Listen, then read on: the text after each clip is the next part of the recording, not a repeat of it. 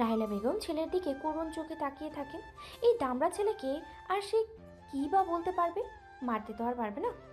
হাসি ঠাট্টার মাঝে নিস্তব্ধ দুজনের কাঁধে হাত রেখে বলল, তৃপ্তিকে এবার নিজের মনের কথাটা বলে দিলেই তো পারিস। নিস্তব্ধর কথায় সবাই সায় দিল। সুজন আশ্চর্য হওয়ার ভঙ্গিতে বলল, কি বলছিস কি ভাই তোরা? আমি আবার ওই অতৃপ্ত আত্মাকে কি বলতে যাব? ও নির্ঘাত আমার গলা টিপে মেরে ফেলবে। আমি কিছু বলা বলির ভিতরে নেয় ভাই। বন্ধুগণ হতাশ হয়। আর কত বোঝাবে তারা? ওরা স্পষ্ট দেখতে পায় তৃপ্তির জন্য সুজনের চোখে ঠিক কতটা ভালোবাসা। সে কলেজ লাইফ থেকে, অথচ ছেলেটা স্বীকার করতেই নারাজ। সুজন মনে মনে কৌতুক হেসে বলে, বলে দিলে আর কি হবে নিস্তব্ধ? তৃপ্তি আমায় এক কথায় প্রত্যাখ্যান করবে, কারণ তোর মনে শুধুমাত্র তোর বসবাস। ওর মনে যে দখলদারি শুধুমাত্র তুই। প্রত্যাখ্যানের তীব্র যন্ত্রণা চেয়ে বলে যন্ত্রণা পাওয়া চেয়ে ও মৃত্যুর সমান। এই আছি, বেশ আছি রে। চার বন্ধু বাইরে থেকে এসে দেখলো যুবতীগণ বসে বসে প্রীতির আলাপ করছে।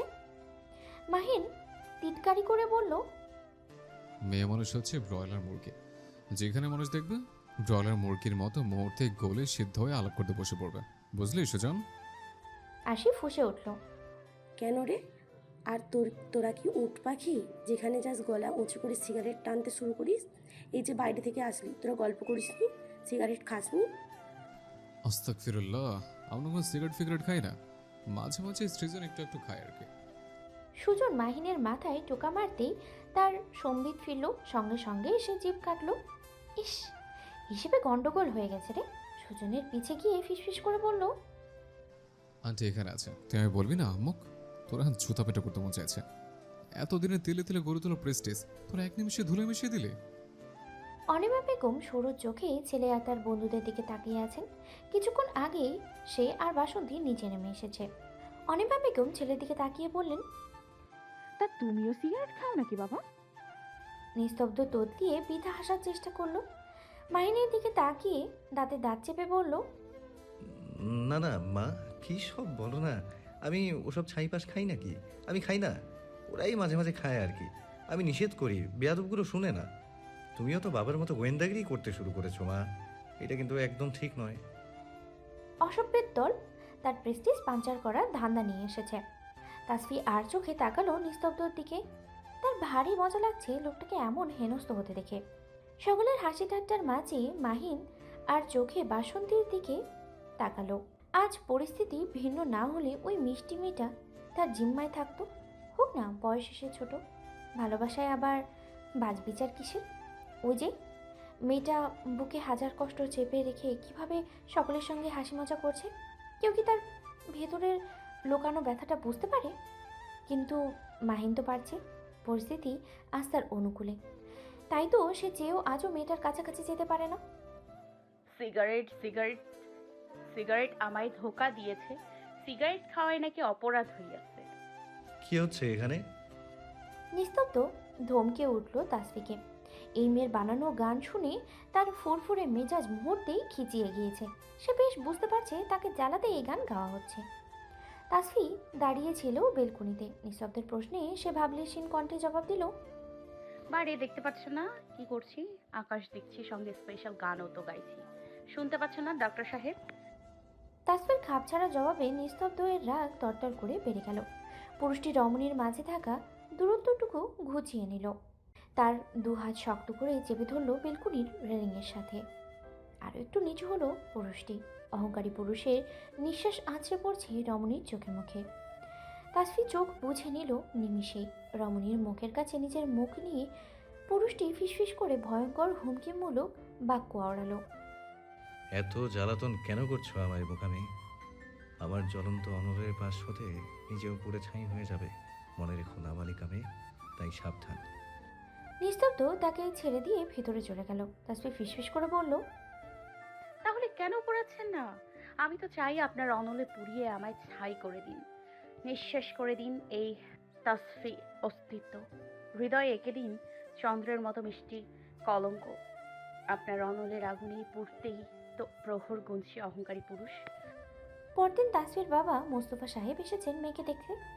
ভদ্রলোক আবেগে আপ্লুত হয়ে পড়ল মেয়েকে দেখে। কদিন পর হয়তো সে আর এই আদরের মুখখানা দেখতে সুযোগই পাবেন না, কে বলতে পারে। বাবাকে দেখতেই তাসফি ও দৌড়ে গিয়ে তাকে জড়িয়ে ধরল। আস্তে মামুনি, পড়ে যাবে তো। এখনো তোমার শটফটানের স্বভাব গেল না মামুনি। চুপ থাকো তো বাবা, মনে হচ্ছে কত জনম তোমায় দেখি না। দাদিকে কেন আনোনি? বুড়িকে বলবে সে যেন তার আনহুকে আর কল না দেয়। মেয়ের অভিমানে মোস্তফা সাহেব মুচকি হাসলেন। নিস্তব্ধ বাসায় থাকায় সেও শ্বশুরের সাথে কুশল বিনিময় করলেন। যতই হোক একমাত্র শ্বশুর তার, তাছাড়া সে একজন ডক্টর, কর্তব্য জ্ঞানহীন তার পক্ষে মোটেই সাজে না। ওইসব ছেলে মানুষের অন্য কারোর দ্বারাই সম্ভব হবে। মোস্তফা সাহেব এসেছিলেন তাসফির ভর্তির কাগজপত্র নিয়ে দিয়ে যেতে। নিলয় সাহেবই নাকি তাকে বলেছেন। আবার সন্ধ্যার মাঝেই সে প্রস্থান করেছে। তাসফির মন খারাপ হলো, আবার কবে তার বাবা আসবে।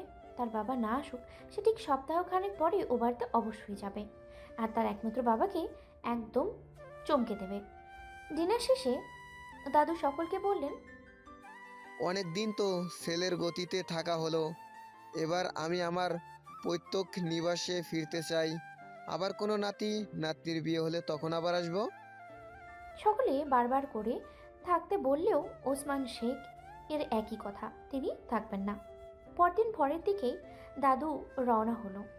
অনেকটা পথ পাড়ি দিতে হবে। তাসফির মনটা আরও খারাপ হলো। দুদিন বুড়োটার সাথে গল্প করে বুড়োটার প্রতি ভারী মায়া জন্মে গেছে।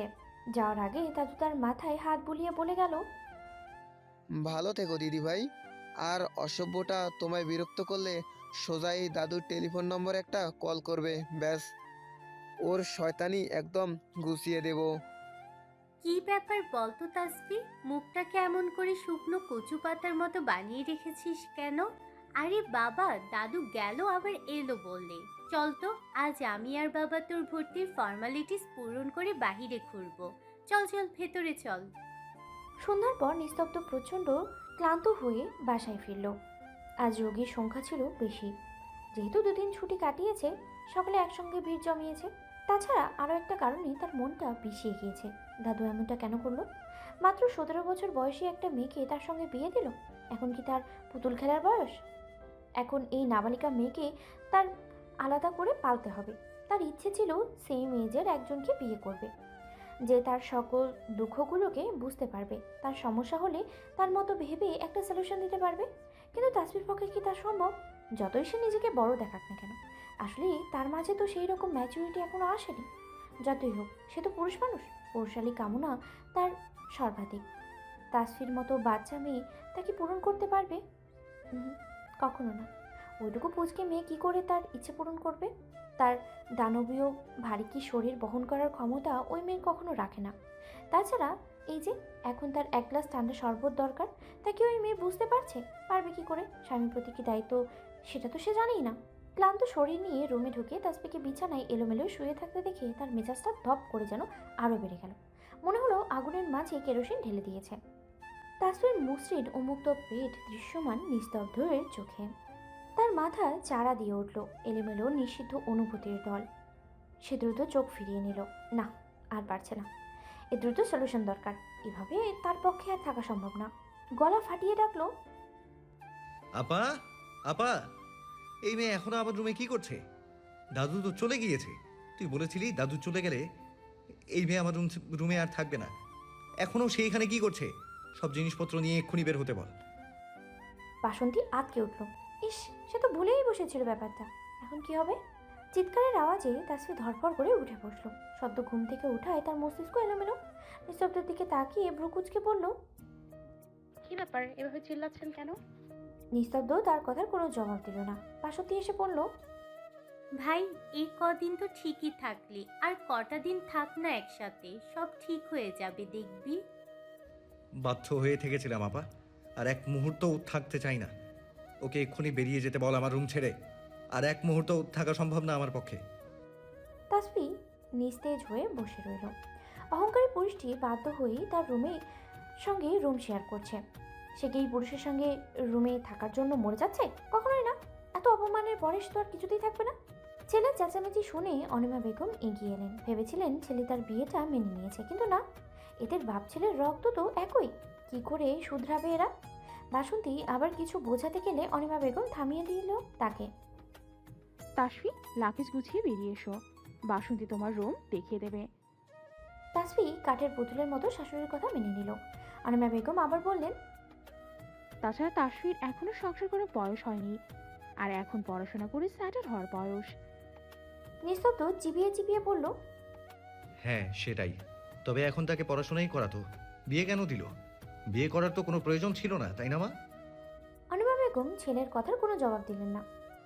সবকিছুর একটা কারণ থাকে নিস্তব্ধ, সবকিছু নিয়ে বাড়াবাড়ি করতে নেই। আমাদের নিয়তিতে যা আছে তা তো ফিরবেই, তুমিও তো আটকাতে পারবে না। বলে তিনি রুম ত্যাগ করলেন। নিস্তব্ধ আর এক সেকেন্ডও দাঁড়ালো না। তার সারা শরীর রক্ত টকবক করছে। এত মেন্টাল প্রেশার সে আর নিতে পারছে না। ওয়াশরুমে ঢুকে ঠাস করে দরজা লাগিয়ে দিল। তাসফির নিজ লাগেজ গুছিয়ে শূন্য চোখে আরেকবার রুমটাকে চোখ বুলিয়ে নিল, অতঃপর নিষ্প্রাণ চোখে বেরিয়ে গেল রুম ছেড়ে। এই দুদিনে পুরুষটি তার মায়া পড়েনি। অবশ্য দুদিনের দাসের ঘরে গিয়ে তার সম্ভব, বাকিটা উপরওয়ালাই জানেন।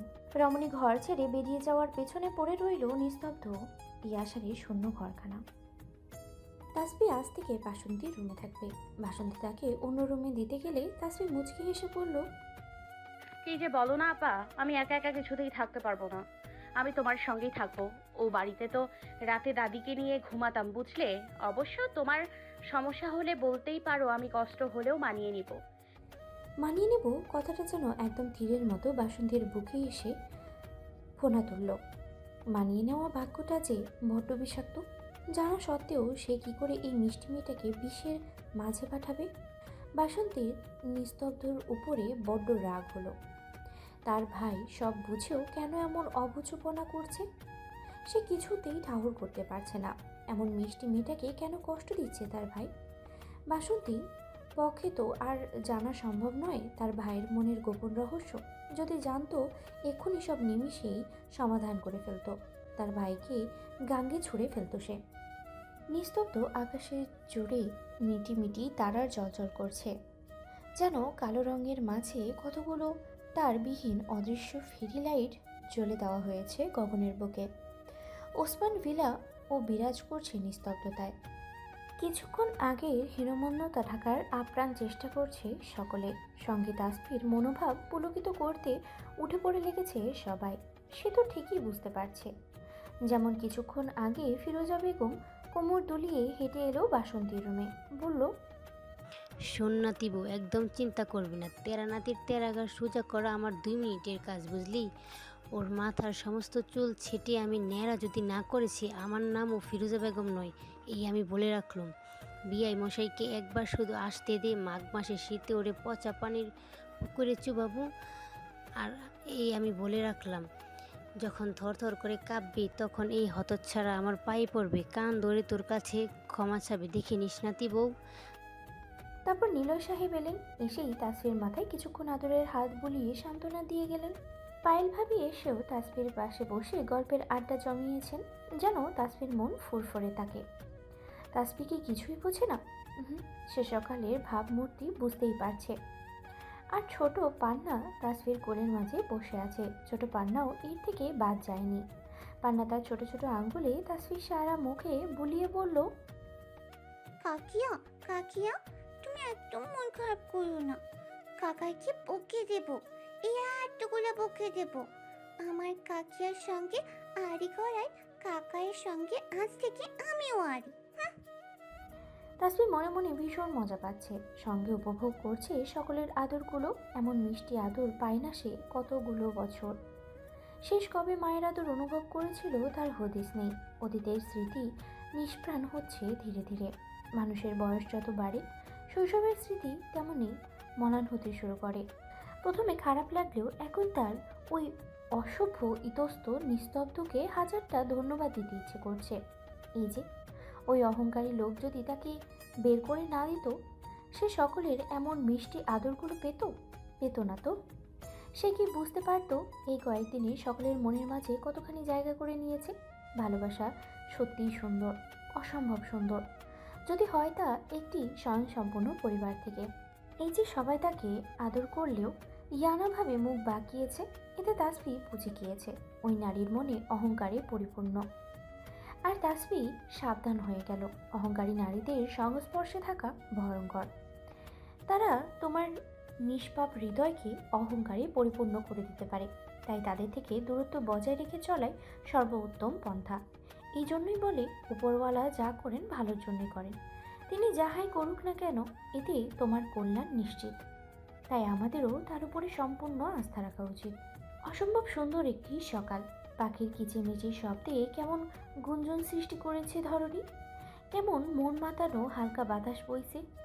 বেলকুনিতে থাকা ফুল গাছের পাতাগুলো কেমন করে নাচছে তাসফির আনন্দে। তারা ফিসফিস করে তাসফিকে জিজ্ঞেস করলো, হে সুন্দরী রমণী, তোমার কিসের এত আনন্দ? আমাদেরও জানাও, মোরাও একটু নিজেদের নির্জীব হৃদয়কে সতেজ করি। তাসফি বাতাসে প্রাণ ভরে নিঃশ্বাস নিল। আয়নার সামনে দাঁড়িয়ে সাদা অ্যাপ্রন গায়ে দিতেই কেমন শিরশিরানো অনুভূতিতেই ছেয়ে গেল মনটা। নিজের স্বপ্নকে পূরণ হতে দেখলে বোধহয় এমনই অনুভূত হয়। বাসন্তী দেখে ভারী অবাক হলো। ইস, মেয়েটাকে কি স্নিগ্ধ লাগছে, যেন চোখ ফেরানো তাই। মেয়েটার কাজলবিহীন মায়াবী চোখ যেন ঝলসানো রূপের ইঙ্গিত দেয়। কে বলে কাজল কালো আখিতেই নারীর চোখ সুন্দর? কই, তাসফির তো কাজল লাগছে না, তাকে তো এই আনন্দস্ফূর্ত চোখে মায়াবী লাগছে ভীষণ। তাসফি নিচে নামলে অনিমা বেগম তাকে মন ভরে দেখে। মেয়েটা আজ নিজের স্বপ্নের ক্যাম্পাসে পা রাখবে। ডাক্তার হওয়ার স্বপ্ন যেন তার পূর্ণ হয়। এই পর্যায়ে আসতেই তো তার আজ এতগুলো কিছু। এই স্বপ্ন পূরণ না করলে কি হয়? নিজের ছেলের দ্বারা ওর প্রথম স্বপ্ন পূরণ না হলে কি হবে? বাকি স্বপ্নগুলো পূরণে সে সাহায্য করবে এই মেয়েটাকে। কখনো তিনি একা ভাবতে দেবে না ওকে। মেয়েটার সামনে যে অনেক বড় ঝড় আসতে চলেছে, সেই ঝড়ের তাণ্ডবে লণ্ডভণ্ড হয়ে যাওয়ার উদ্যান কি করে গুছিয়ে নতুন করে সব শুরু করবে মেয়েটা, তা সে জানে না। তবে অনিমা বেগম সর্বদা সাহায্য করবেন। অনিমা বেগম মেয়েটার জন্য মন ভরে দোয়া করেন। ভীষণ ব্যস্ততার মাঝে কেটে গেছে দীর্ঘ একটি মাস। নিস্তব্ধ ইয়াসার আজ বাড়িতে নেই 1 মাস যাবৎ। তাসফিকে নিজ রুম থেকে বের করে দেওয়ার পরের দিনই সে প্লেনে করে পাড়ি জমিয়েছে দূর অজানার বিদেশের মাটিতে, তার ডাক্তারি কার্যকলাপে। কী কার্যকলাপ তা তাসফি জানে না, তার জানার দরকারও নেই। অতঃপর তাসফির সাথে অহংকারী পুরুষের না হয়েছে দেখা, না হয়েছে কথা। থাকুক অহংকারী পুরুষ তার অহংকার নিয়ে, তাতে এই তাসফি ইবনে আনহার কি? সে আছে তার নিজের দুনিয়ায়। পাখির কলকাকলিতে ঘুম ভাঙে তাসফির। এই ব্যস্ত শহরের মাটিতেই পাখির কিচিরমিচিরের আওয়াজ হঠাৎ মেঘে ঢাকা আকাশে চাঁদ মামা দেখা পাওয়ার সমান। আজ ঘুম থেকে উঠে তাসফি সোজা জামা কাপড় নিয়ে এসে ঢুকলো নিস্তব্ধ রুমের ওয়াশরুমে। গত 1 মাস যাবৎ এই কাজটাই করে সে। অহংকারী ডাক্তারের না থাকার ফায়দা লুটে সে দারুণভাবে।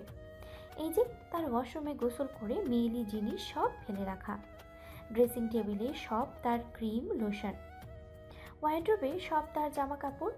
সে যখন তখন এই বিছানায় এসে ঘুমিয়ে থাকে। অহংকারী ডাক্তারের পারফিউমের ঘ্রাণ মাখে নিজের গায়ে। মাঝে মাঝে ভাবনার সাগরে ডুবে গিয়ে রাতেও নিস্তব্ধের রুমেই ঘুমিয়ে পড়ে সে। বিছানার সকল বালিশ কাঁথা কোলবালিশে এখন তাসফির মেয়েলি সুবাসেই আচ্ছন্ন। তাসফি ভেবে রেখেছে যেদিন এই লোক আসবে, আগের দিন সে তার সকল জিনিসপত্র সঙ্গে সঙ্গে গুছিয়ে নিয়ে ফেরত হবে, পাগার পার হবে। ওই নিস্তব্ধ না বিস্তব্ধ তার আর টিকিটাও সে খুঁজে পাবে না, পাবে শুধু তার গায়ের মিষ্টি সুঘ্রাণ। আহা কি শান্তি! নানি হেসে হেসে বলেছে, আরে দেখিস লমি, আমার নাতি আসলে তুই এগুলো সরানোর সুযোগই পাবি না। তাসফি রাগ দেখিয়ে বলেছে, কেন সুযোগ পাবো না? আসলে তো বাসন্তী আপাকে জানিয়েই আসবে, সঙ্গে আমিও জেনে যাব। শরত বুড়ি। এই বুড়ির কথাই ফলবে, তুই দেখে নিসলো মেয়ে। সব সখীরে পার করিতে নেব আনা আনা, তোমার বেলায় নেব সখী তোমার গানের শোনা সখী গো, ও আমি প্রেমের ঘাটের মাঝি। গান গাইতে তাসফি ওয়াশরুম থেকে বেরিয়ে এলো। তার পরনে তোয়ালে, উপরে শুধুমাত্র মেয়েলি বস্ত্রটি পরিধান করা। তার খুব বাজে স্বভাব, ওয়াশরুমে সে কাপড় বদলাতে পারে না, পানিতে সব ভিজে যায়। তাই তো প্রতিবার বাইরে এসেই কাপড় পাল্টাতে হয়। দিনের আলোয় রুম এখন স্বচ্ছ আলোকিত। আলসেমিতে সে লাইট জ্বালালোই না, সেভাবেই কাপড় চেঞ্জ করে ফেললো। অথচ রমণী একবারও ঠাহর করল না বিছানায় কাঁথা গায়ে শয়নরত অবস্থায় একজোড়া তীক্ষ্ণ দৃষ্টি সম্পূর্ণ পুরুষালী চোখ তার সকল চঞ্চল কর্মকাণ্ড ভ্রু উঁচিয়ে পর্যবেক্ষণ করছে। রমণীর শরীরে মেয়েলি ভাঁজের অর্ধাংশ তো পুরুষটির তীক্ষ্ণ চোখ না চাইতেও দেখে ফেলল। পুরুষটি চাইলেও নিজেকে আটকাতে পারেনি সেই অদ্ভুত বশীকরণ থেকে। রমণীকে তা একবারও টের পেল না। হাতে পায়ে ক্রিম মাখিয়ে তাসফি ঝটপট বেরিয়ে গেল রুম ছেড়ে। বড্ড তাড়া আজ, কলেজে প্রথম ক্লাস নেই তার, তাই ভেবেছে একবার ও বাড়িতে গিয়ে দাদির সাথে দেখা করে আসবে। আধা ঘন্টার পর 1 ঘন্টায় যাবে আর আসবে। সে পথেই কলেজে চলে যাবে। কোনো রকম ডিম সিদ্ধ আর 1 গ্লাস দুধ খেয়ে বেরিয়ে গেল। বাসন্তী থেকে কি যেন বলতে চাইলো, তাও শুনল না। ও বাড়িতে গিয়ে তাসফি দাদিকে দেখে আবার তাড়াহুড়ো করে কলেজে পৌঁছালো। প্রথম দিন মেডিকেল কলেজে পা রেখে তাসফির প্রথমে যে কথাটি মস্তিষ্কে এসেছিল তা হলো সে তার স্বপ্নের একদম চূড়ান্ত ধাপে পৌঁছে গিয়েছে। এখানেই তাকে প্রচুর পরিশ্রম করে একজন ভালো ডাক্তার হতে হবে। সে যখন ভর্তি পরীক্ষা দিল সরকারিতে চান্স পেল না, প্রচণ্ড কান্না করেছিল। তখন রাতে সন্ধ্যায় এসে বাবা বলল তাকে প্রাইভেটে ভর্তি করাবে।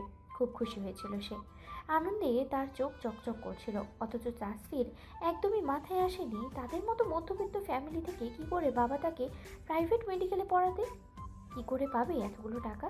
তার 1 মাসের মাথায় তাসফির বিয়ে হয়ে গেল এক অজানা অচেনা পুরুষ মানুষের সাথে। আর আজ 1 মাসের বেশি সে শ্বশুরবাড়িতে স্বামী ছাড়া। আহ, কি জীবন তার। বিয়ের পর তাসফি বুঝতে পারলো বাবা কেন সেদিন তাকে প্রাইভেট মেডিকেল কলেজে পড়ানোর কথা বলেছিল। তাসফি যখন বলল বাবা আমি MBBS শেষ করে বিয়ে করি, তখন তার বাবা তার মাথায় হাত দিয়ে বলেছিল, আমার যে তোকে 5টা বছর প্রাইভেটে পড়ানোর এত টাকা নেয় রে মা, তাই তোর এই বিয়ে।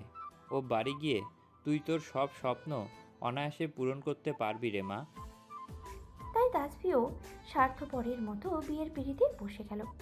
তবে শুধুই কি তাসফির মেডিকেল স্বপ্ন পূরণের জন্য এই বিয়ে? উপর দিয়ে দেখতে সবটা যতটা সহজ, সব কিছু কি আসলে এত সহজ? না তো, সব কিছু যে সহজ নয়। মানব জন্মের থেকে মানুষের চিন্তাধারা যে আরও জটিল পর্যায়ে। আজ তাসফির ওপর থেকে তার বাবার কথার বিশ্বাস করে ফেলেছে, কিন্তু আসলে কি কথা সত্য কি মিথ্যে রমণী বুঝবে কেমন করে? ক্লাসরুমে প্রবেশ করে তাসফি প্রতিদিনের চাইতে আজ একটু বেশি গঞ্জন ফিসফাস শুনতে পেল। সে 3য় বেঞ্চে তার বান্ধবী আশার পাশে গিয়ে বসল। আশাকে জিজ্ঞেস করলো, কি নিয়ে এত কথা হচ্ছে রে আশা? আশাও সকলের মতো ফিসফিস করে বলল, আজ কলেজে নতুন একজন ডাক্তার এসেছে, ভীষণ হ্যান্ডসাম দেখতে রে তাপসি। আমি তো ক্রাশ ভাই। ইস, কি লুক, কি অ্যাটিটিউড, অসাম। তাসফি আশার বাহুতে থাপ্পড় মেরে বলল, পাখির বাসায় এমন ফিসফিস করছিস কেন? আর হ্যান্ডসাম ডাক্তার দেখে ক্রাশ খেতে হবে তোর? বাড়িতে ভাত খাসনি? নির্লজ্জ মেয়ে মানুষ। যদি তার বউ বাচ্চা থেকে থাকে? আরে মনে হয় না বউ বাচ্চা আছে, একদম ইয়াং, আর থাকলেও সমস্যা নেই। তাসফি আরও একটা মারলো ওর বাহুতে। সে আশেপাশে তাকালো, শুধু গুঞ্জন। কার? নতুন হ্যান্ডসাম ডাক্তারের। তাসফি ভেবে পায় না এরা কি করে ডাক্তার পড়তে আসলো। মানুষ এত ফাউল প্যাচার কেমনে পারে? পড়তে এসেও এদের ক্রাশ খেতে হবে, তাও শিক্ষককে দেখে। আর এখন যুবক সুদর্শন ডাক্তার কয়জনই বা আছে দেশে? সবার মাথায় টাক পড়া, পড়তে পড়তে তাদের মাথার চুল উঠাও। তার কলেজে সুন্দরের মাঝে 2জন ডাক্তারই আছে, তার বর নিস্তব্ধর বন্ধু সুজন এবং হাবিব স্যার। গুঞ্জনের মাঝেই হঠাৎ ক্লাসে স্যার প্রবেশ করলো। আশা ইশারায় তাসফিকে দেখালো, এই তো সেই আমার ক্রাশ ডাক্তার। উফ, কি লুক দোস্ত। প্রতিদিন এমন ডাক্তারের দেখা পেলে আমি প্রতিদিন ক্লাস করতাম সবগুলো।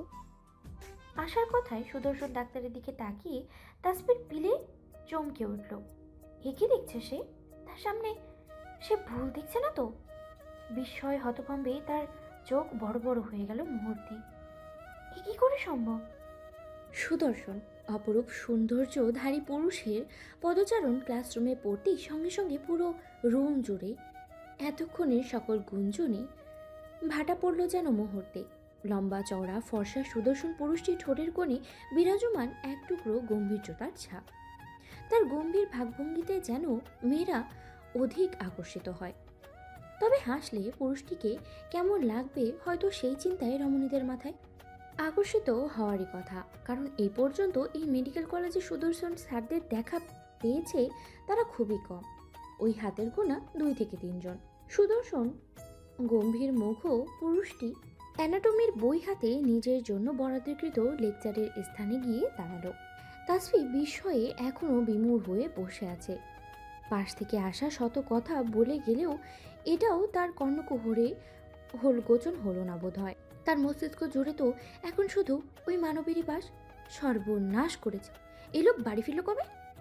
আর ফিরেই কি এই মেডিকেল কলেজে জয়েন করলো?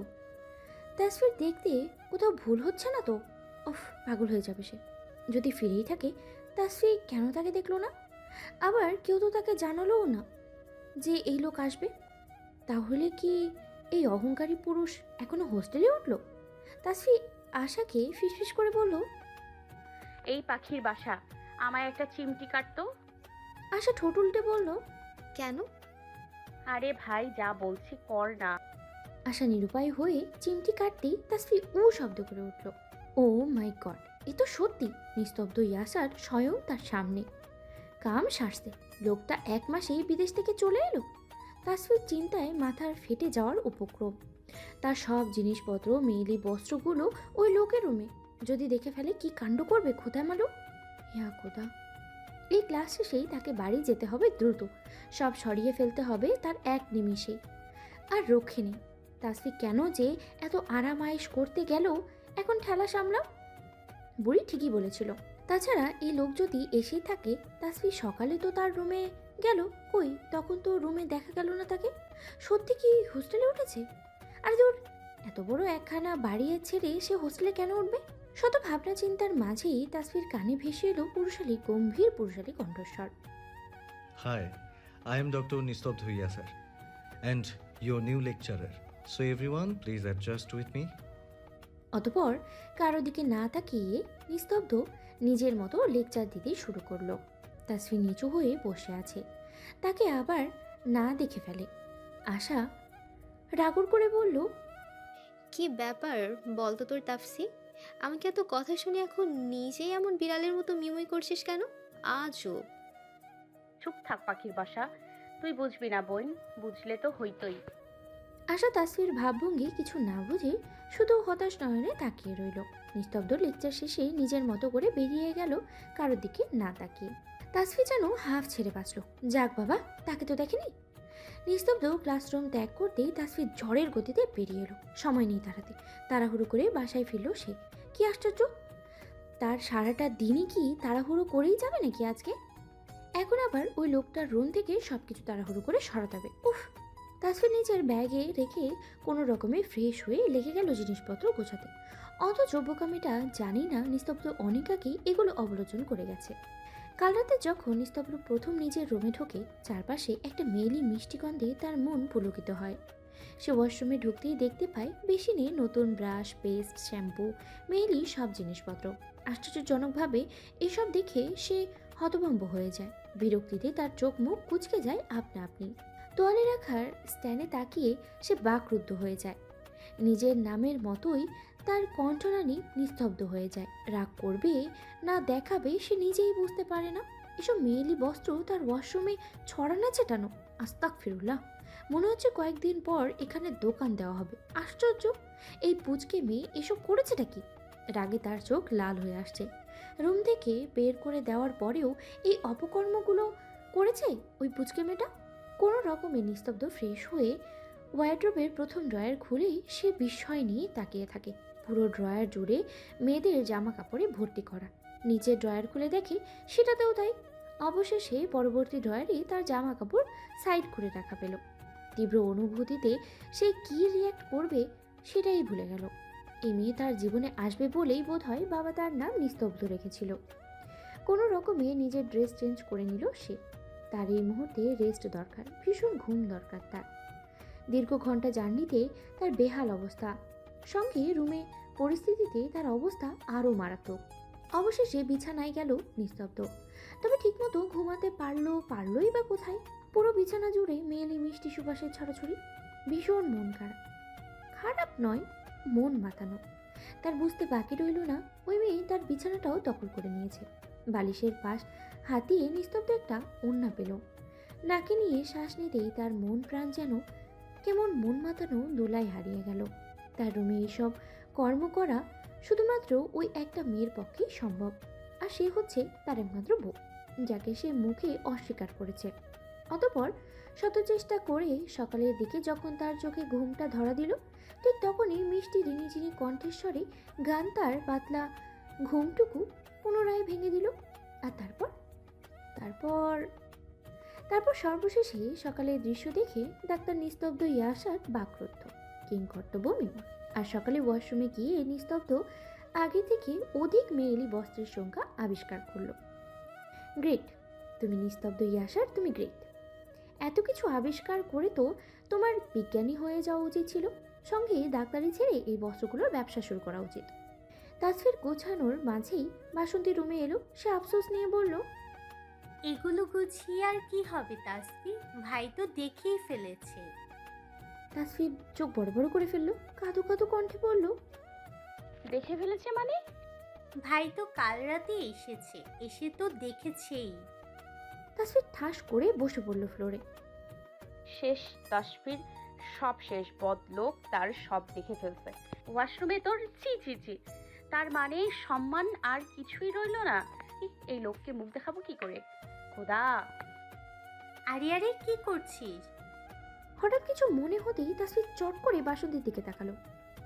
আপা, উনি ঘুম থেকে উঠেছে কখন? কেন 10টার দিকে? তাসফি যেন হাফ ছেড়ে বাঁচল। যাক বাবা, লোকটা তার চেঞ্জ করা তো দেখেনি, নিশ্চয়ই ঘুমিয়েছিল। নয়তো সে ব্লাউজ পেটিকোট পরে লোকটার সামনে অবলোচনহীন দেখাতো। আসলে তো তা নয়, সেদিন তো সে নিজেও ভীষণ লজ্জা পেয়েছিল, তবুও নিজেকে স্বাভাবিক রেখেছিল। না হলে অহংকারী লোকটা তো তাকে ড্রামা কুইন বানিয়ে দেবে। তবুও তাসফির মন খচখচ করতে থাকে। লোকটাকে একবার খুঁচিয়ে খুঁচিয়ে জিজ্ঞেস করে শিওর হতে হবে, না হলে তার আর মান সম্মানের কিছু বাকি থাকবে না। তবে সে লোকটার সামনে যাবে কিভাবে? বাসন্তী বেরিয়ে গেল। দেখুক তার সব জিনিস সে তবুও বের করবে। এত এত জিনিসপত্র গোছাতে ঘন্টা পেরিয়ে গেল। আশ্চর্য, এত জিনিস সে এই রুমে আনলো কখন? তাসফি আনমনি সব গুছিয়ে যাচ্ছে। বেলা গড়ালো অনেকটা সময়। নিস্তব্ধ নিঃশব্দে রুমে প্রবেশ করলো। হাতের ঘড়ি টেবিলে খুলে রাখতেই ঠেস দিয়ে বলে উঠল, ম্যাডামের জিনিসপত্র যখন পুনরায় নিয়ে এসেছেন, ফিরিয়ে নেওয়ার কি দরকার? হঠাৎ আওয়াজে তাসফি চমকে তাকালো পেছনে। ইয়া খোদা, এ লোক এসেও গেছে। এবার সে কি করবে? চন্দ্র কাচুমাচু ভঙ্গিতে উঠে দাঁড়ালো। আর এক মুহূর্ত ওই লোকটার সামনে দাঁড়ানো যাবে না। নো রিস্ক, নো অপমান। নিস্তব্ধ পুনরায় কিছু বলে ওঠার আগেই তাসফি গোছানো জিনিসপত্র রেখে দিল দৌড়। এক দৌড়ে বাসন্তী রুমে। নিস্তব্ধ হতভম্ব হয়ে দাঁড়িয়ে রইল। মেয়েটা এতটা ভয় পাবে সে ভাবেনি। তাছাড়া সে দৌড়ানোর মতো কি এমন বলল? তাসফিকে এভাবে দৌড়ে আসতে দেখে বাসন্তী অবাক হয়ে বলল, কি ব্যাপার তাসফি, এভাবে দৌড়ে আসছিস কেন? কিসে তাড়া করলো রে আবার তোকে? তাসফি হাঁপাতে হাঁপাতে বলল, তাছাড়া কোনো উপায় ছিল না তো আপা, পাগলা শাড়ি তাড়া করেছিল যে। বাসন্তী ঠাট্টা স্বরে বলল, বলিস কি, বাড়ির মধ্যে তুই শাড়ির হদিশ পেলি কেমন করে? কেন? তোমার ভাই ফর্সা পাগলা ষাঁড়। তোমার ভাই থাকতে আবার নতুন করে ষাঁড় থাকার প্রয়োজন নেই আর তো আপা। বাসন্তী শব্দ করে হেসে দিল। হাসতে হাসতে বলল, তা আমার ভাই তোকে শুধু শুধু কেন তাড়া করবে? তুই তার ঘরে কত আকাম কুকাম করে রেখেছিস, তবুও তো তোকে কিছু বলতে দেখলাম না। তোর পিঠের ছাল তুলে নিয়ে এই তো ভারী অবাক করা বিষয়। কাহিনী কিন্তু আমি বুঝলাম না, কি এমন বশীকরণ করলি বলতো? তাসফি নাটকীয় ভঙ্গিমায় বলল, তোমার ভাইকে করব আমি বশীকরণ? অসম্ভব। তাছাড়া তোমার গোমরা মুখ ভাইয়ের কখন কি মতিগতি হয় তা কি আর আমি বুঝতে পারি? সারাক্ষণ মুখখানাকে বাংলার পাঁচের মতো করে রাখলে কেই বা বুঝবে তার মনোভাব বলো? অতঃপর মনে মনে বলল, তোমার ভাইয়ের তো কিছু বলার প্রয়োজনই পড়ে না আপা। তার কথার তীরেই তো এই তাসফিক কপকাত হয়ে যায় মুহূর্তের মাঝে। তাসফি সারা রুমময় পায়চারি করছে। সে এখন তার প্রয়োজনীয় জিনিসপত্র আনবে কি করে? সে লোকটার সামনে টিকবে কি করে? লজ্জায় অস্বস্তিতে তাসফি তটস্থ। কাল কলেজে যেতে হবে। অহংকারী পরিস্থিতি তো তার আগেই তার কলেজে যাবে না নিশ্চয়ই। এখন কি করে সে তার জিনিসপত্র আনবে? মনে মনে বলল, ভাব তাসফি ভাব, মাথাটা সঙ্গে রেখেছিস কেন? একটু বুদ্ধি বের কর তোর মস্তিষ্ক ঘাটিয়ে। নিশ্চয় এক সময় না এক সময় বাইরে বের হবে লোকটা, তখন টুক করে সেগুলো নিয়ে আসবো। হ্যাঁ, এটাই উপায়। আমাকে তককে তককে থাকতে হবে। কখন বের হয় বলা তো যায় না, লোকটার মর্জি তো বোঝা দেয়। তাসফি দুপুরে খাবার এনে রুমে বসে খেয়েছে আর বাইরে বের হয়নি। ওই লোকের সামনে পড়ার মানেই হয় না। বিকেলের দিকে তাসফি দেখলো ডাক্তার সাহেব বাইরে বের হচ্ছে।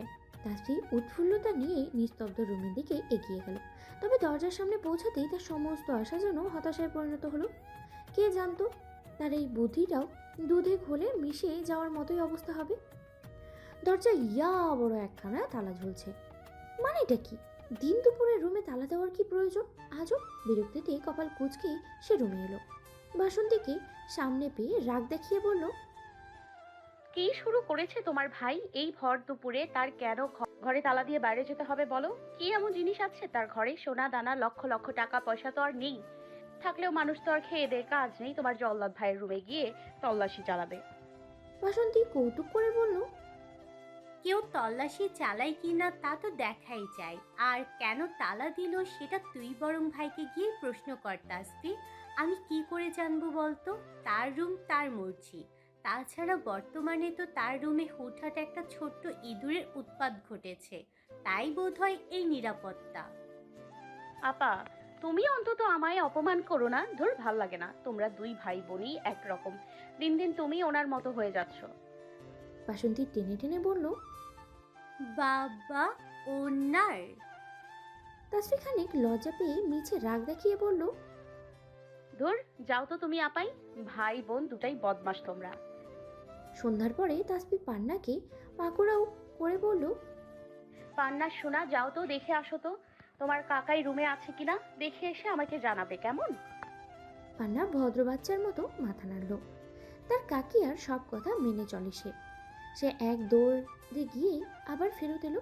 তাসফি ভ্রু নাচিয়ে জিজ্ঞেস করলো, কি দেখলে? রুমে কেউ নেই তো কাকিয়া? তুমি একদম ঠিক দেখেছো তো। ওয়াশরুমে কেউ নেই তো? নাই। আচ্ছা, তুমি যাও তাহলে। তোমায় কাল চকলেট দিব। তাসফি তবুও চুপি চুপি পা ফেলে নিস্তব্ধ রুমের দিকে এগোলো। বলা তো যায় না, সাবধানের মান নেই। দরজা দিয়ে সে উঁকি মেরে দেখলো সত্যিই রুমে কেউ নেই। ওয়াশরুমের দরজা খোলা, তার মানে বান্দারাম সত্যি সত্যি রুমে নেই। এই সুযোগ নিশ্চিত হতেই তাসফি চট করে ঢুকে পড়লো রুমে। ঢুকেই দরজা লাগিয়ে দিল টুক করে। নিচু হয়ে নিজের কাপড় তুলতে শুরু করলো জরুরি ভঙ্গিতে। তখনই বেলকনি থেকে নিস্তব্ধ কফির মগ হাতে রুমে প্রবেশ করলো। দেখলো ম্যাডাম নিচু হয়ে কাপড় গোছাতে ব্যস্ত। নিস্তব্ধ দেয়ালে হেলান দিয়ে তাসফির কার্যক্রম তীক্ষ্ণ চোখে পরখ করতে লাগলো। কফির মগে চুমুক দিয়ে ঠাট্টার স্বরে ব্যঙ্গ করে বলে উঠল, ক্লাসে সাইড টকিং আর কুজো হয়ে বসা প্র্যাকটিস করার জন্য ম্যাডাম বর্তমানে কলেজে যায় বুঝি? সেই প্র্যাকটিস বাড়িও শুরু করেছেন নাকি? Very good good. স্বাস্থ্য ভালো থাকবে, চালিয়ে যান। নিস্তব্ধ হঠাৎ করে বলে ওঠা কথা তাসফি চমকে তার দিকে তাকাল। কথায় আছে না, যেখানে বাঘের ভয় সেখানেই সন্ধ্যা হয়। তাসফির বেলায় সে কথা শতভাগ সত্য প্রমাণিত হলো। তার মানে এই বদলোক তাকে ক্লাসে দেখেছে, অথচ সে কতটা বোকা। ভেবেছিল নিচু হয়ে থাকলে তাকে দেখা যাবে না, অথচ এখন হচ্ছে উল্টো। এই অহংকারী লোকের থেকে তার অপমানমূলক কথা শুনতে হচ্ছে। তার এখন সে এই বোকামিটা করলো কি করে? লোকটা রুমে ছিল, সে দেখতেই পেল না। রুমে না, নিশ্চয় ব্যালকনিতে ছিল। ওহ তাসফি, তুই এতটা মাথা মোটা কবে থেকে হতে শুরু করলি? বেলকনিটা একটু চেক দিবি না? মনে মনে ভাবছে তাসফি। তাসফি একবার দরজার দিকে তাকালো, একবার নিস্তব্ধ দিকে তাকালো। তুতলিয়ে বলল, আপনি রুমে ছিলেন? আগে হ্যাঁ। আমি কেন দেখতে পেলাম না? নিস্তব্ধ কৌতুক স্বরে বলল, সেটা আপনার ব্যাড লাক ম্যাডাম। তাসফি দৌড়ানোর সুযোগ খুঁজছে। তাসফি পুনরায় দৌড়াতে নিতেই নিস্তব্ধ এগিয়ে এক হাত দিয়ে তাসফির হাত খপ করে ধরে ফেলল। নিজের অপর হাতে কফির মগ টেবিলে রাখলো, বলল, সব সময় এত দৌড়ানোর এনার্জি পাও কই বলো তো? হরলিক্স খেতে শুরু করলে নাকি? পুচকে মেয়ের মতো থাকবে। এত ওড়াউড়ি কিসের শুনি? তাসফি হাত চড়ানোর চেষ্টা করতে করতে রাগী চোখে নিস্তব্ধর দিকে তাকিয়ে প্রতিবাদ করে বলল, শুনুন, আমি না মোটেও পুচকে নই। আই এম অলরেডি 18+, ওকে? নিস্তব্ধ ঠোঁট কামড়ে বাঁকা হেসে বলল, তাই নাকি? জি। নিস্তব্ধ হ্যাচকা টানে তাসফিকে নিজের কাছেই টানল। তাসফি পিট পিট করে থাকলো। তার নিঃশ্বাসের গতি ওঠানামা করছে দ্রুত বেগে, বুক ডিপ ডিপ করছে। কি জ্বালা! উফ! নিস্তব্ধ তার চোখের দিকে তীক্ষ্ণ দৃষ্টিতে তাকিয়ে থেকে ফিসফিস করে বলল, সে আপনার যতই 18+ হোক না কেন, আমার থেকে গুনে গুনে আপনি 11 বছর পিছিয়ে। বুঝলে পুচকে মেয়ে? তাই বেশি বড় হওয়ার ভাই নিয়ে চলবে না, টিকতে পারবে না। সো বি কেয়ারফুল, ওকে? তাসফির হাত ছেড়ে বেরিয়ে যেতে গিয়ে কি যেন ভেবে আবারও পিছু ফিরে চাইল। পিছনে এসে তাসফির সোজাসুজি দাঁড়িয়ে নিজের মাথাটা একটু নিচু করে ফিসফিস করে বলল, আর ম্যাডাম, কাইন্ডলি আপনার মহামূল্যবান বস্ত্রগুলো এভাবে আমার ওয়াশরুমে ছড়িয়ে ছিটিয়ে রাখবেন না। আই ডোন্ট লাইক ইট, ওকে? তাসফির মাথায় টোকা মেরে নিস্তব্ধ দরজা করে বেরিয়ে যেতে যেতে কড়া স্বরে বলল, আর নিজের সব জিনিসপত্র সাফ করে এক্ষুনি রুম থেকে বেরিয়ে যাও, ফার্স্ট। তাসফি বুঝলো না অশুভ ডাক্তার কিসের কথা বলল। তাসফি বিড়বিড় করলো, বেরিয়ে যাও ফার্স্ট। কেন রে, এই তাসফি কি তোর রুমে থাকতে চাইছে নাকি? সে তো তার জিনিসপত্র নিতেই এসেছিল, তুই ছিলি না, তাই তো একদিনেই একটু ফায়দা লুটেছিল। আধা ঘন্টা পর নিস্তব্ধ আবার নিজের রুমে এলো। দেখলো তাসফির প্রায় সব নেওয়া কমপ্লিট, শেষ ব্যাগটা নিয়েই বের হচ্ছে। দাঁড়াও। তাসফি ঘুরে দাঁড়িয়ে বলল, কি হলো, আবার পিছু ডাকছেন কেন? সব তো নিয়েই নিয়েছি। নিস্তব্ধ কটপট করে বলল, তাই না? সব নিয়েই নিয়েছো? আগে নিস্তব্ধ তাসফির হাত ধরে টেনে নিয়ে গেল ওয়াশরুমে। চিবিয়ে চিবিয়ে বাইরের দিকে তাকিয়ে বলল, তাহলে তোমার এগুলো রেখে যাচ্ছ কার জন্য? এসব মেয়েলি জিনিস কি এখন তুমি আমায় পড়তে বলবে? আশ্চর্য। তাসফি জিভে কামড় দিল। আস্তাগফিরুল্লাহ, ছি! আসল জিনিস নিতেই তো ভুলে গেছিস। সেম অন ইউ তাসফি, তোর মতো আহাম্মক আর দুটো হয় না। জানি এত হুলস্থুল কাণ্ড, সেই লজ্জাকর ঘটনাই বারবার সামনে এসে যাচ্ছে। লোকটা তাহলে একটু আগে এটার কথাই বলেছিল, আর তুই বুঝতে পারলি না? ছি! নিস্তব্ধ গটগট পায়ে বেলকুনিতে চলে গেল। তাসফি লজ্জায় অস্বস্তিতে কোনো রকমে সেগুলো তুলে সেখান থেকে ছুটে পালালো রুমে। তাকে আর পায়কে। চারিদিকে অন্ধকারে নিস্তব্ধ নীরবতা বিরাজমান। নীরবতা কাজ করাটাই বাহুল্য, কারণ এখনই তো একটা সময় যখন পুরো শহর ঘুমন্ত থাকে। নাহলে সারাদিনে লাঠিচার্জ করেও তো কোথাও একটা নিরিবিলি জায়গা খুঁজে পাওয়া সম্ভব না। বিছানায় শুয়ে নিস্তব্ধ হাঁসফাঁস করলো কিছুক্ষণ। ঘুম আসছে না কিছুতে। সে বুঝতে পারছে না এমন কেন হচ্ছে তার সাথে।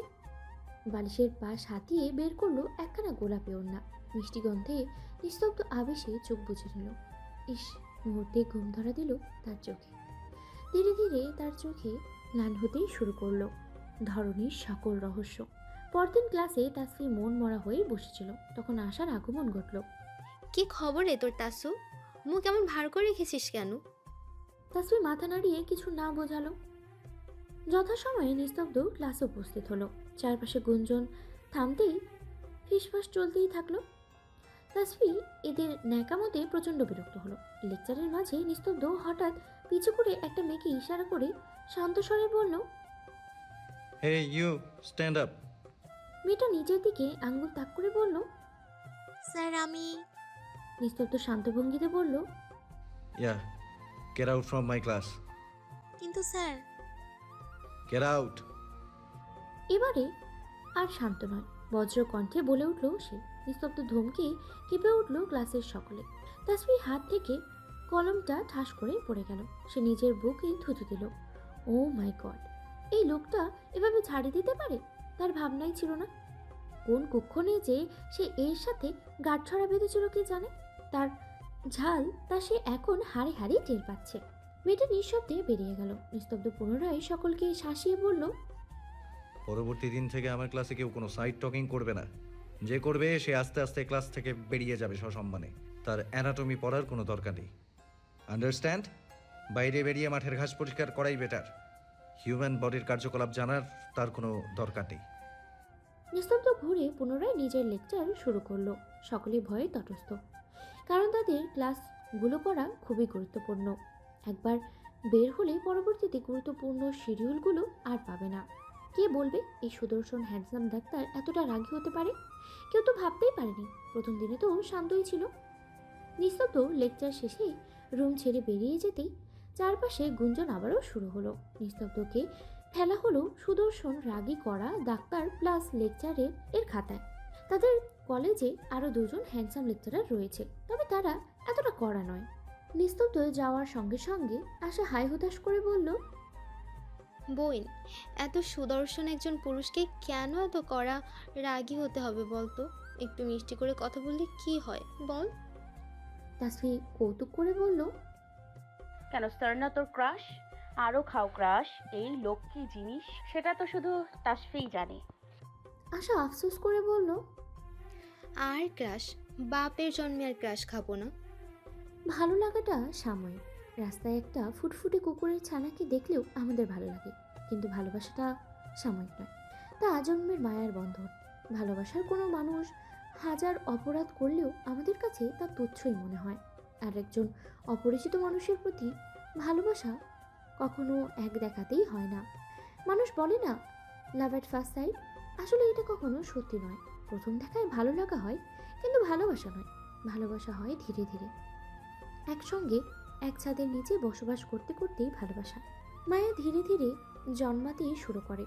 যেমন প্রথম দেখাতেই রাস্তার কুকুরের ছানাটিকে ভালো লাগলেও আপনি যদি সেই ছানাটিকে কিছুদিন যাবৎ প্রতিদিন দেখেন, সঙ্গে তার অসহায়ত্বটুকুকে প্রতিদিন একটু একটু করে অনুভব করে, তবে ধীরে ধীরে তার প্রতি ভালোবাসা জন্ম নিচ্ছে এবং তারপরেই আপনি চাইবেন আপনার ভালোবাসাটাকে আঁকড়ে বাঁচতে, তার সঙ্গ পেতে, তার কাছাকাছি আসতে।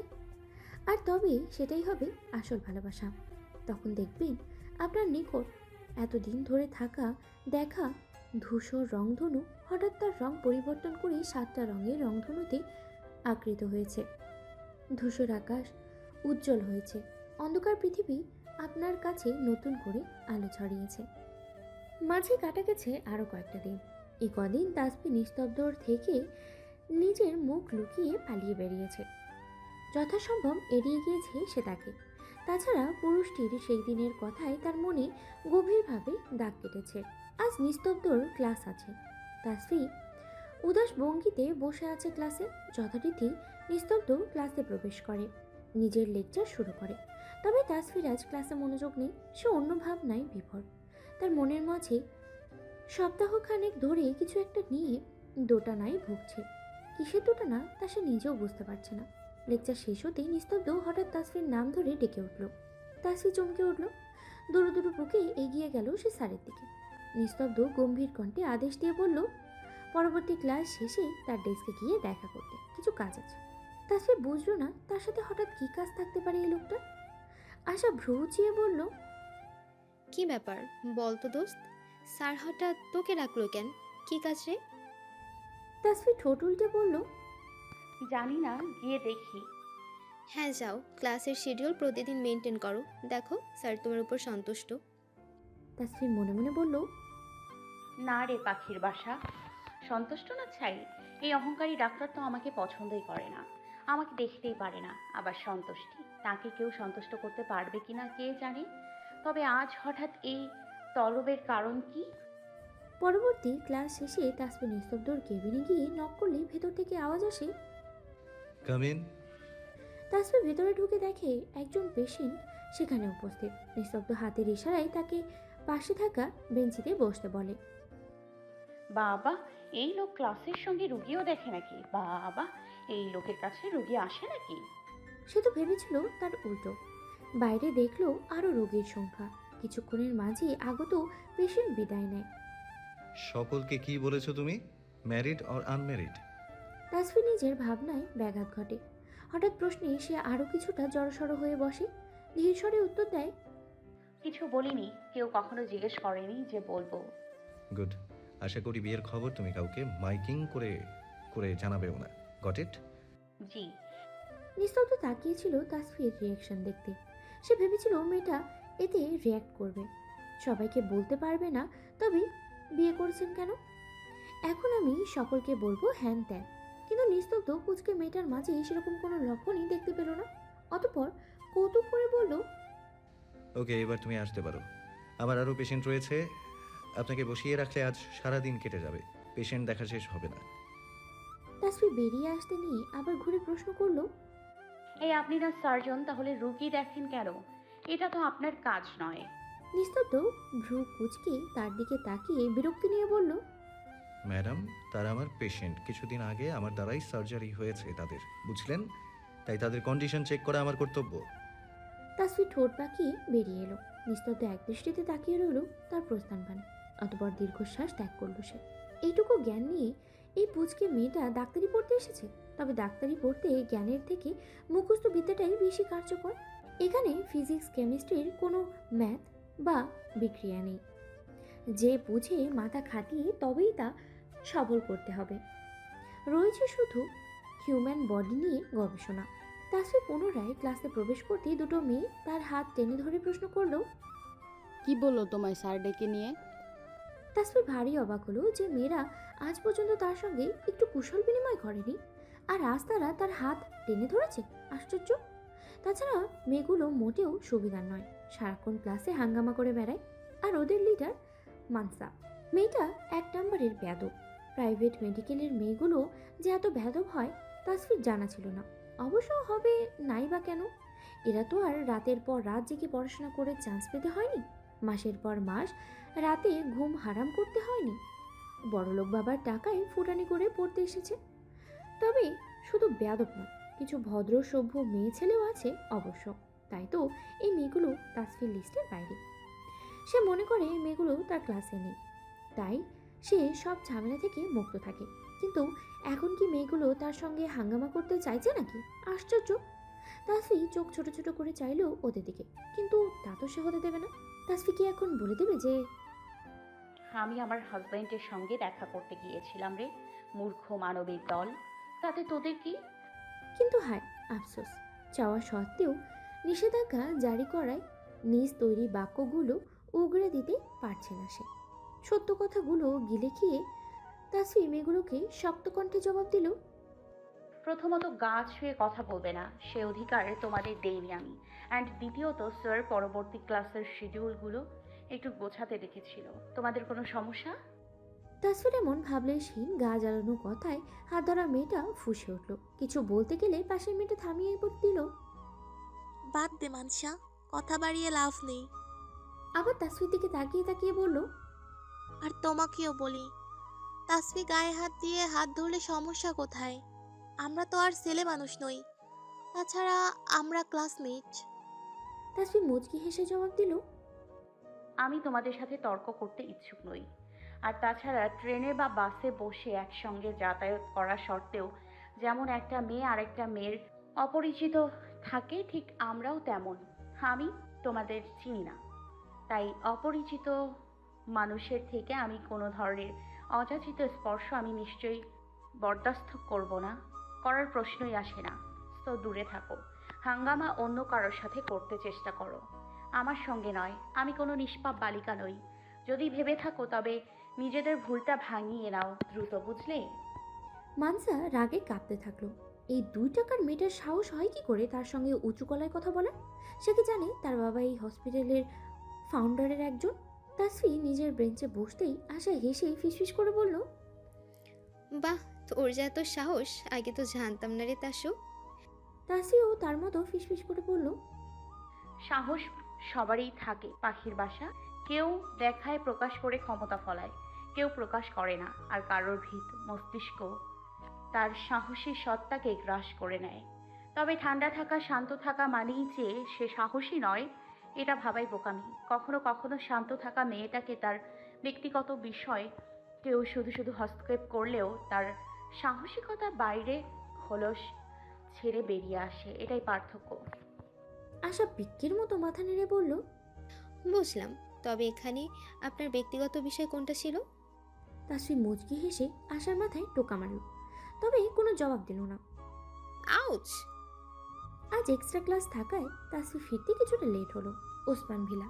ওসমান শেখ স্ত্রী থাকতে বড্ড যত্ন নিয়ে বানিয়েছিলেন দোতলা বাড়িটি। গ্রাম ছেড়ে কিছুদিন এই বাড়িতে রাতে যাপন করতে না করতেই স্ত্রী বাড়ি জমান ওপারে। তার স্ত্রীকে সে নিজ হাতেই গ্রামের বাড়িতে শায়িত করেন। তাই তো এখনও বুড়ো বয়সে গ্রাম ছেড়ে শহরে ছেলেদের সঙ্গে থাকতে বেশি মন টানে না তার। নিজের অর্ধাঙ্গিনীকে বড্ড ভালোবাসতেন তিনি। বড় ছেলে নিলয় এখন থাকেন এই ভেলায়, আর তার ছোট ছেলে আলমগীর চাকরি সূত্রে মেয়ে বউ নিয়ে সিলেটে থাকে। তাসফি আজ ওসমান ভিলায় প্রবেশ করতেই ড্রয়িং রুমে অতিরিক্ত কিছু মানুষের আনাগোনা ঠাহর করল। চিনল না কাউকে, তবুও তাদের মারিয়ে নিঃশব্দে সিঁড়ি বেয়ে দোতলায় উঠে গেল। দাঁড়াও। বাসন্তী রুমে প্রবেশ করতে গেলে পেছন থেকে নিস্তব্ধর গম্ভীর কণ্ঠস্বরে থেমে গেল সে। ঘুরে দাঁড়ালো, নিস্তব্ধ আদেশ দিল, আমার রুমে যাও, ভেতরে লোক আছে, রুমে গিয়ে ফ্রেশ হও। তাসফি ভ্রু কুঁচকে নিল, বলল, আপার রুমে লোক কি করবে? নিস্তব্ধ ধমক দিয়ে বলল, যেটা বলেছি সেটা করো। কোন লোক সেটা তোমার জানতে হবে না। তাছাড়া আজ দাদু এসেছে, রুমে যাও। তাসফি আশ্চর্য হয়ে গেল।